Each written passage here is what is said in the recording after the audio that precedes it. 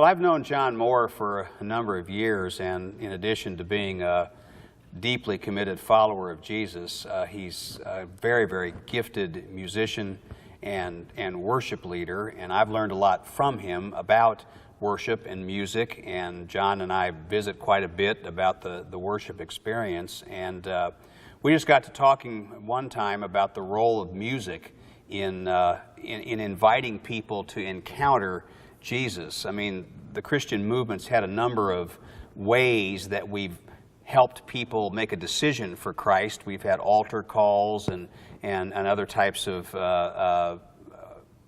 response mechanisms in the course of a worship service.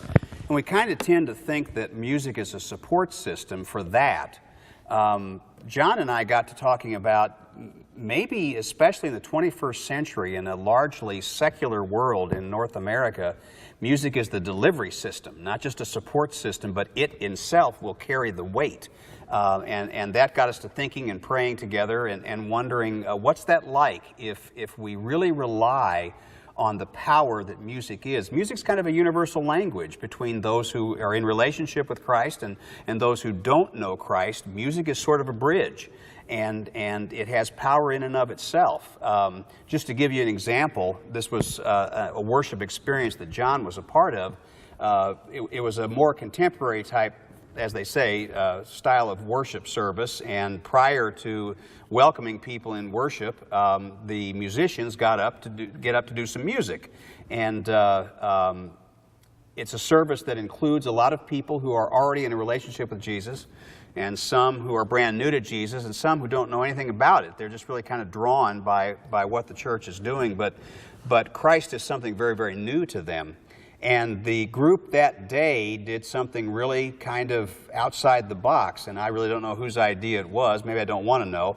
But they thought it would be kind of cool to start off with an instrumental version of AC/DC's Back in Black. And so they did that, and that was the very first thing people experienced, and there was this sort of a hush over the audience before there was this explosive response of appreciation and applause when it was done. And I realized, looking at this, that for the people who were already in relationship with Christ, it was just kind of a reminder, boy, God just does something new all the time, and who knew we'd ever use that music to rev us up for a spiritually powerful event. And people who didn't know anything about Jesus and didn't know anything about the church kind of looked at that and thought, well, this is different than what I thought. Maybe there is something that speaks to me and that can have impact on my life. So we discovered that music was leveling the playing field. And so that's kind of the thought behind the River Project is what if we developed something where music was not the support system, not the add-on, but it was the central vehicle? Is music the common ground between those who are unfamiliar with Jesus and those who know about Jesus, especially in a world where so many people don't? And so that's what really excites me about this whole concept and how God has moved it to coming to fruition.